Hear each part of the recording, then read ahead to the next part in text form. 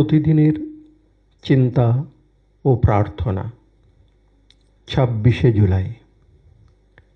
দিনের প্রধান চিন্তা। জগতের উন্নতি যদি করিতে চায়, তবে নিজেদেরই আগে উন্নত হইতে হইবে। মুখস্থ করা যায়, করিলে পরাস্ত তুমি পরম শত্রুরে আসিয়া আমার গৃহে।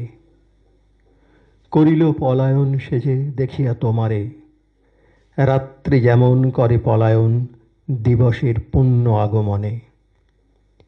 আসিয়াছ তুমি আজ, তাই আছি আমি কত নিরাপদে।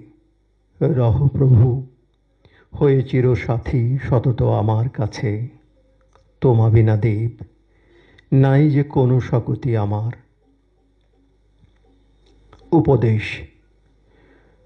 সংসারী লোকের সঙ্গে অল্প যোগাযোগ রাখা ভালো, কারণ তবেই আমরা বুঝিতে পারি যে ধর্মজীবন এবং সংসার জীবনের মধ্যে কী প্রভেদ।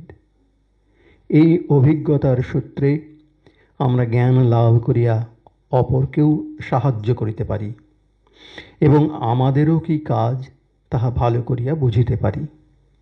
এই জ্ঞান লাভ সম্ভব তখন যখন আমাদের নিজেদের মনের ভাব ও অভিপ্রায় পরিস্ফুট হয়। আমরা যদি সত্যই স্বার্থহীন হই, তবেই আমরা সম্পূর্ণ নিরাপদ।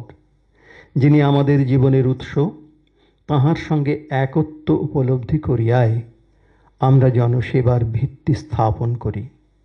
আমরা সকলেই যাহা আমাদের স্বভাবের উচ্চতম তাহা অপরকে দিই। বেশি কমের কথা উঠিতেই পারে না, কারণ আমরা শুধু দিতে পারি যাহা আমাদের আছে। প্রার্থনা।